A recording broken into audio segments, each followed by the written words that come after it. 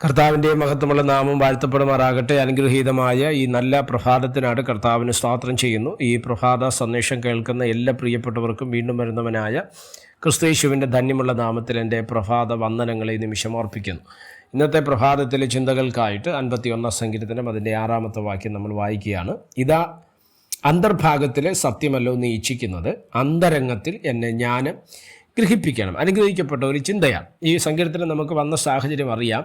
ഊരിയാവിൻ്റെ ഭാര്യയായ ബത്ശേബയിൽ പാപം ചെയ്യുന്ന വ്യഭിചാരത്തിലേക്കും ഇല്ലെങ്കിൽ ഊരിയാവിനെ കൊല്ലുന്ന അവിടെ അങ്ങനെയൊക്കെ പ്രവൃത്തി ശമൂവേൽ പ്രവാചകന്റെ പുസ്തകത്തിൽ വളരെ കൃത്യമായിട്ട് നമുക്കത് രേഖപ്പെടുത്തി വെച്ചിട്ടുണ്ട്. ഇത് പാപം ചെയ്ത അനന്തരം അതിനെക്കുറിച്ചൊന്നും മനസ്സിലാക്കാതെ മുന്നോട്ട് പോയിക്കൊണ്ടിരുന്ന ദാവീദിനെ നാഥാൻ പ്രവാചകൻ വന്ന് ആ പാപത്തെ ഓർമ്മപ്പെടുത്തുകയാണ്.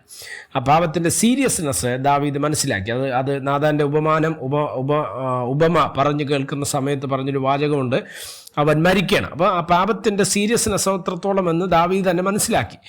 പക്ഷെ മനസ്സിലാക്കിയ അനന്തരം എന്താ നമുക്ക് ചെയ്യാൻ പറ്റുക?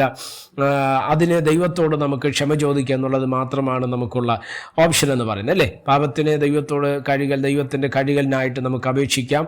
ദൈവമാണ് പാപം ക്ഷമിക്കേണ്ടത്. സ്തോത്രം. ക്ഷമിക്കുവോ ഇല്ലയോ എന്നുള്ള കാര്യം അത് ദൈവത്തിൻ്റെ ഭാഗത്തുള്ളതാണ്.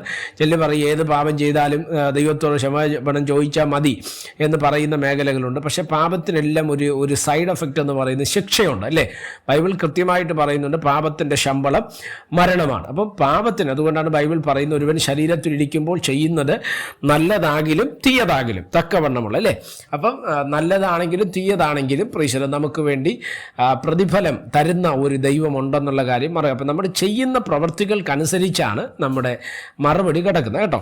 അപ്പം നമ്മളത് മനസ്സിലാക്കുക. അപ്പം ഇവിടെ ദാവീദ് പറയുകയാണ്, അന്തർഭാഗത്തിലെ സത്യമല്ലോ നീ ഇച്ഛിക്കുന്നത്, അന്തരംഗത്തിൽ എന്നെ ജ്ഞാനം ഗ്രഹിപ്പിക്കണമേ. അപ്പം ദാവീദ് മനസ്സിലാക്കുന്ന ഏറ്റവും പ്രധാനപ്പെട്ട ഒരു കാര്യം, എന്തുകൊണ്ടാണ് ഞാൻ പാപം ചെയ്തു പോയത്, എന്തുകൊണ്ടാണ് ഞാൻ ഈ അകൃത്യത്തിനകത്ത് വീണുപോയത് എന്ന് ചോദിച്ചാൽ എൻ്റെ ഉള്ളിനകത്ത് ഈ ജ്ഞാനമില്ല. ഏത് ജ്ഞാനമാണ്? ആത്മീക ജ്ഞാനമില്ല. സ്തോത്രം. ശ്രദ്ധിക്കണം, നമ്മൾ ഈ ലോകത്തിൽ ജീവിക്കുന്നിടത്തോളം കാലം ജഡത്തിൻ്റെ പ്രവൃത്തികളും അതിൻ്റെ ചിന്തകളിലേക്ക് പൊയ്ക്കൊണ്ടേയിരിക്കും. കാര്യം റോമലേഖനമൊക്കെ നമ്മൾ വായിക്കുന്നത് സ്തോത്രം പുത്രത്വത്തിന് വേണ്ടി കാത്തുകൊണ്ട് ഞരങ്ങുന്നു എന്നുള്ളതാണ്, അല്ലേ? നമ്മൾ ഒന്നീ നമ്മുടെ ശരീരത്തിൽ നിന്ന് പ്രാണൻ നഷ്ടപ്പെടണം, ഇല്ലെങ്കിൽ കർത്താവിൻ്റെ വരവിൽ നടക്കണം. ഇത് മാത്രമാണ്. അതുകൊണ്ടാണ് രൂപാന്തരം എന്നുള്ള വാക്കൊക്കെ അങ്ങനെ, അല്ലേ?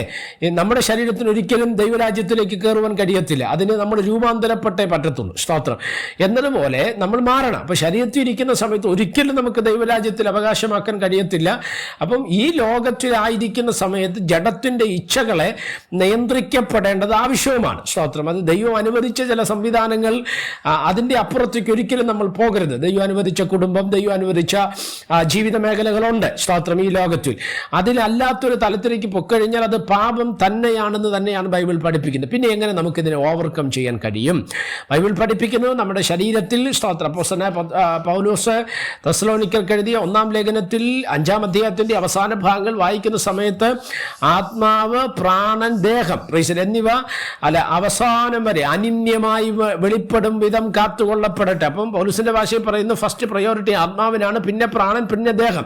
പക്ഷെ നമ്മൾ തിരിച്ചാ പറയുന്നല്ലേ, ദേഹം, ദേഹി, ആത്മാവെന്ന് പറയും. അപ്പം നമ്മുടെ ചിന്തയിൽ പലപ്പോഴും ആത്മാവ് മൂന്നാമതാണ്. അത് പറയുന്നതിനകത്തൊന്നും മാത്രമല്ല, പലരുടെയും ജീവിതത്തിലും ആത്മാവ് മൂന്നാമതായിരിക്കും, അല്ലേ? ദേഹവും ദേഹിയും കഴിഞ്ഞിട്ടായിരിക്കും ആത്മാവ് വരുന്നത്. പക്ഷെ പൗലോസ് അങ്ങനെയല്ല പറഞ്ഞത്. ആത്മാവ്, പ്രാണൻ, ദേഹം, ഇവിടെയാണ് നമുക്ക് ജയിക്കാൻ പറ്റുന്നത്. സ്തോത്രം. നമ്മുടെ ശരീരത്തിൽ ജീവിക്കുന്നവരാണ്. നമ്മുടെ ഹൃദയത്തിൽ ചിന്തിക്കാത്തവരായിട്ട്, പ്രവർത്തിക്കാത്തവരായിട്ട്, വാക്കുകൊണ്ട് ലംഘനം ചെയ്യാത്തവരായിട്ട് ആരും കാണത്തില്ല. പക്ഷെ ഒരു കാര്യം നമുക്ക് ഇതിനകത്ത് നിന്ന് ജയിക്കാൻ കഴിയുന്ന ഒരു മേഖലയുണ്ട്. സ്തോത്രം.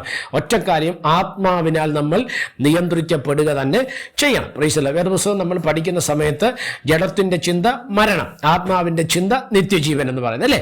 അപ്പം ജഡത്തെ നിയന്ത്രിക്കാൻ, ഇല്ലെങ്കിൽ ജഡത്തെ നമുക്ക് ആത്മാവ് കൊണ്ട് നിയന്ത്രിക്കാൻ കഴിയാത്തൊരവസ്ഥ നമ്മുടെ ജീവിതത്തിൽ വന്നു കഴിഞ്ഞാൽ നമ്മൾ പരാജയപ്പെടുവാൻ സാധ്യതയുണ്ട്. അതുകൊണ്ടാണ് ദാവീദ് പറഞ്ഞത്, അന്തർഭാഗത്തിൽ എന്നെ എന്ത് ചെയ്യണം? ജ്ഞാനം ഗ്രഹിപ്പിക്കണം. എൻ്റെ അർത്ഥം ആഴത്തിൽ, ഹൃദയത്തിൻ്റെ ആഴത്തിൽ നിന്ന് ഈ പാപത്തിൻ്റെ ചിന്തയോ പാപത്തിൻ്റെ ശക്തിയോ നമ്മുടെ ഹൃദയത്തിനകത്ത് കിടക്കാതെ, സ്തോത്രം, അത് ഇറങ്ങിപ്പോകുവാൻ തക്കവണ്ണം ഇടയാകും. നമ്മൾ ഈ ലോകത്തിൽ ജീവിക്കുന്നവരാണ്. പലതും നമ്മുടെ കണ്ണിൻ്റെ മുമ്പിൽ പെട്ടെന്ന് വരാം, പല ചിന്തകളും നമ്മുടെ ഹൃദയത്തിനകത്ത് കയറിയെന്ന് വരാം. പക്ഷേ സ്തോത്രം, അതൊരിക്കലും അവിടെ ഇട്ടേക്കരുത്. സ്വർഗത്തിലെ ദൈവത്തിൽ ആശ്രയിച്ചുകൊണ്ട് നമ്മളതിനെ ആ സമയം തന്നെ അതിനെ റിമൂവ് ചെയ്ത് മുന്നോട്ട് പോകാൻ ഒരുക്കപ്പെട്ടാൽ ദൈവം നിശ്ചയമായിട്ട് നമ്മളെ അനുഗ്രഹിപ്പാൻ തക്കവണ്ണം ഇടയായിത്തീരും, അല്ലേ? അതുകൊണ്ടാണ് മത്തായി സുവിശേഷം 5-ാം അധ്യായത്തിൻ്റെ 8-ാം വാക്യത്തിൽ പറയുന്നത്, ഹൃദയശുദ്ധിയുള്ളവർ ഭാഗ്യവാന്മാർ, അവർ ദൈവരാജ്യം അവകാശമാക്കുമെന്ന് പറയുന്നൊരു ഭാഗമുണ്ട് അല്ലേ. അപ്പോൾ ഹൃദയത്തിനകത്തു നിന്നാണ് ചേഞ്ച് വരേണ്ടതെന്ന് പറഞ്ഞത്. ദൈവം ആഗ്രഹിക്കുന്നത് അന്തർഭാഗത്തിലെ സത്യമാണ്. ആ അന്തരംഗത്തിൽ ദൈവിക ജ്ഞാനം, ആത്മീക ജ്ഞാനം ഇറങ്ങി വന്നു കഴിഞ്ഞാൽ ഈ വിഷയത്തിനകത്ത് നമുക്ക് പൂർണ്ണമായി വിടുതൽ പ്രാപിപ്പാൻ തക്കവണ്ണം കഴിയും. പാപത്തെ ജയിച്ച്, ലോകത്തെ ജയിച്ച് ദൈവരാജ്യത്തിൻ്റെ അവകാശിയായി മാറുവാൻ സ്വർഗത്തിലെ ദൈവം നമുക്ക് കൃപ നൽകട്ടെ. പ്രാർത്ഥിക്കാം. പരിശുദ്ധനായ ദൈവമേ, സ്വർഗീയ നല്ല പിതാവേ, ഈ സന്ദേശത്തിനാണ് സ്തോത്രം ചെയ്യുന്നു. ഈ സന്ദേശം കേൾക്കുന്ന എല്ലാ പ്രിയപ്പെട്ടവരെ തൃക്കരങ്ങൾ തരുന്നു. അവിടുന്ന് ഞങ്ങൾ എല്ലാവരും ചെറുകടി മറച്ചാട്ട് ലോകത്തെ, പാപത്തെ, മോഹത്തെ ജയിച്ച് ദൈവരാജ്യത്തിൻ്റെ അവകാശിയായി മാറുവാൻ സ്വർഗം ഞങ്ങളെ സഹായിച്ചാലും മഹത്വം അങ്ങേക്ക് യേശു കർത്താവിൻ്റെ നാമത്തിൽ തന്നെ. ആമേൻ. എല്ലാവരെയും ദൈവം അനുഗ്രഹിക്കട്ടെ. God bless you.